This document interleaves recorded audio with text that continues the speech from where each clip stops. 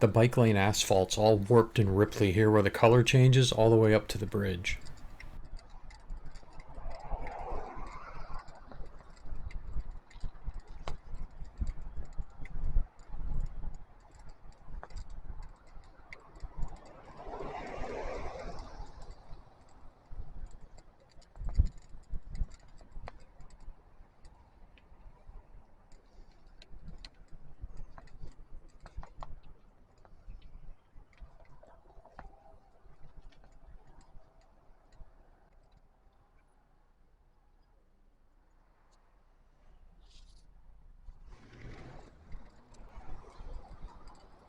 Bike lane's really ripply here, approaching the North Ridge southbound.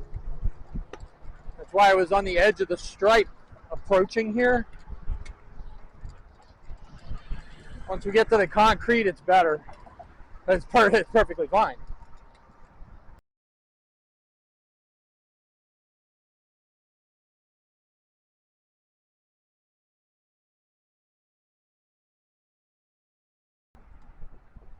Although depending on what the lights do, I might change my mind here. I'll roll with it. Otherwise, we have a left turn at Nokomis Avenue, then crossing 41 with no light, or Venice Ave with no light. So, we'll just stick with this.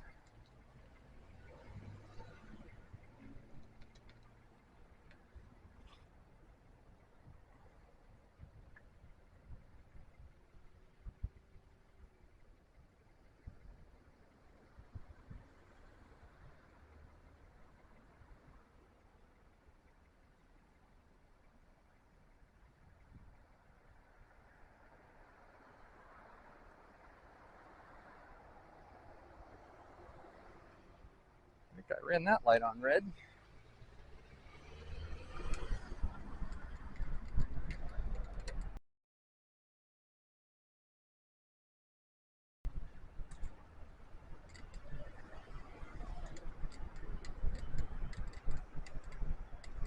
Now we're going straight ahead here, watching for the big truck so he doesn't do a right on red. He's being good.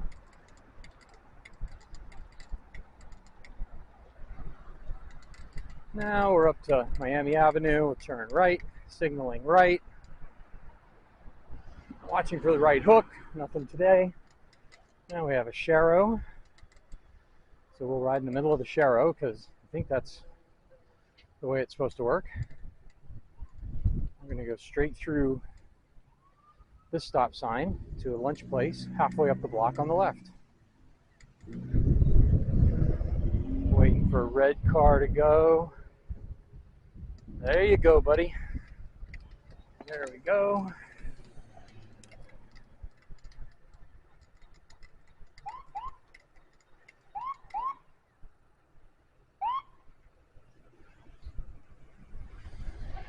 We go down to that crosswalk because we need to get to the left side. And I'll pull off to the sidewalk here. I really like these automated light beam crosswalk signals with the lights embedded in the pavement.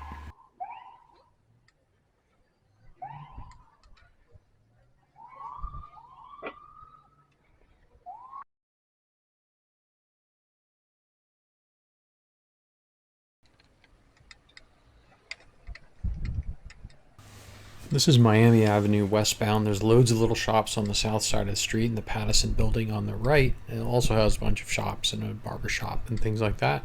And there's a parking lot for the Pattison building. This right turn on Nassau will bring us to Venice Avenue, the main drag through town. And this intersection tends to get a little busy. There's a daiquiri deck on the opposite corner. The sidewalk on the near side going left to right and right to left is all the shops and things for Venice Avenue. And we'll see pedestrians going across, and a whole bunch of pedestrians up on the right. They're on the median waiting to cross, and this black SUV hasn't figured that out. So they're going to block the intersection for a while here while we wait for our vulnerable road users, so pedestrians walking across, properly taking their time.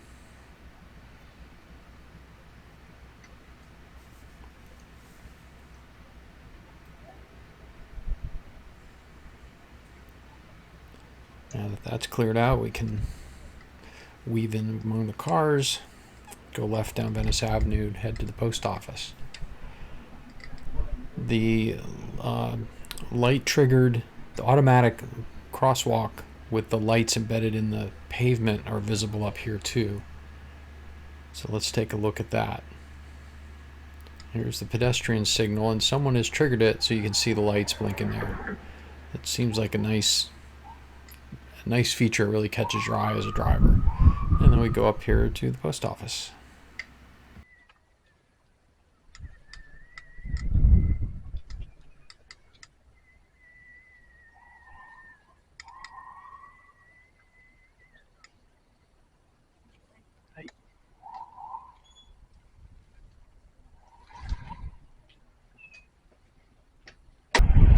Now we're done at the post office, done some other errands, and ready to head off the island now. Rather than go through the intersection at Tampa Ave and bypass our Business 41 where we came in, we're going to go around under 41, circle around to the backside, so we don't have to go through that kind of chaotic intersection. This is the entrance to the Legacy Trail coming up on the left. We have someone leading us into it, so it's easier to spot today. This is behind the Venice Little Theater. It can be a little tricky to pick out.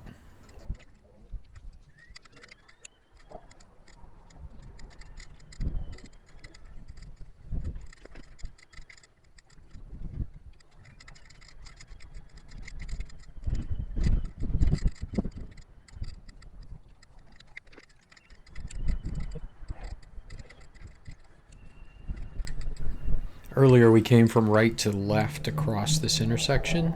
Now we've gone under so we can go to the right to go north off the island. And then we'll find a way to get around to the Legacy Trail and head north to Mission Valley.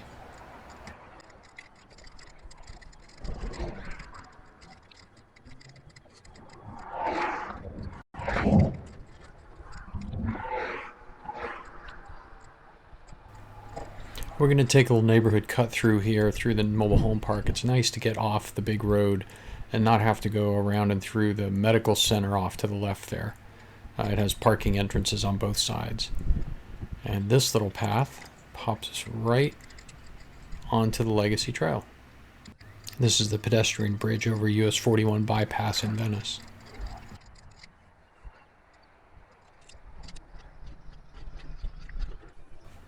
This is Colonia Lane, where there's an RRFB, a rectangular rapidly flashing beacon. It's little lights that are supposed to tell people that someone wants to cross. So I push the button, the lights are flashing. There goes 1, 2, 3, 4, 5.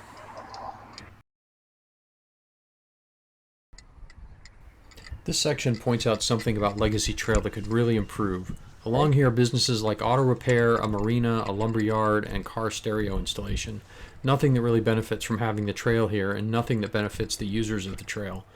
Long stretches are like this, which makes the trail a destination desert between trailheads, forcing users off the trail and into traffic to get to places they want to be.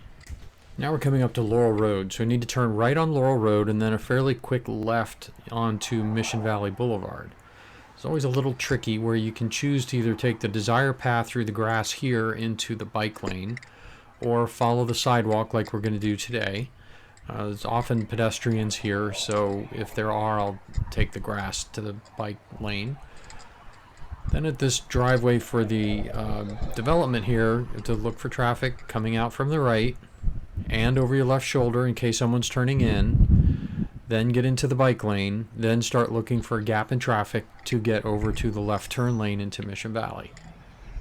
And now we go, and there's a minivan behind us that's coming up fast, so this is pedal to the metal, get to the turn lane as quickly as possible.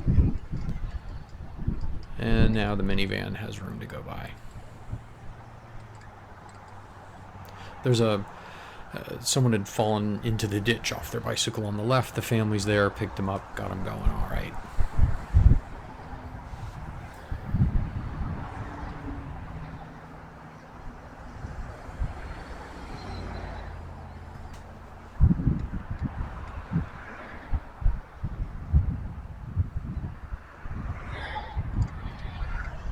we turn on to Mission Valley here, there is a bike lane. So we go right over to that. So anyone turning left behind us has room to get by because this bike lane is very short. It ends right up here at that tree. So looking in the mirror, watching for a gap in traffic because we're going to be taking the lane momentarily. I do like that they have a sign up here that reminds motorists that bikes may use the full lane. Now we're on our Sharrows, and that bike may use the full lanes much better, I think, than share the road. Now that we're done at Mission Valley, let's go to the grocery store. Now, cars are supposed to give us the whole lane, but they're all on this side of the yellow line. And we'll get a little stub of a bike lane coming up here after the Sharrows, but it goes away pretty quickly, and now we have to be in the right turn lane. But we're going to go right anyway, so I suppose that's fine.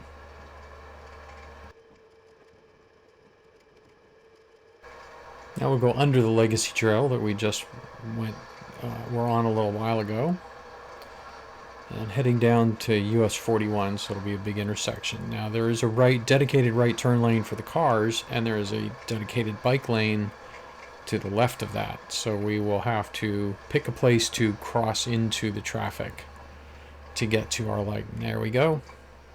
Now we slot in with all the cars.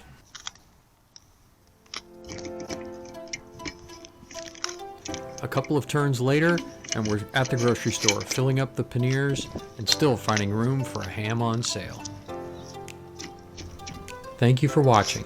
If you want to make getting around Sarasota County safer and more pleasant for people both inside and outside of cars, please help where you can. Bike, bus, or walk wherever you can, and you'll be surprised how quickly it goes from being a scary adventure to just being normal.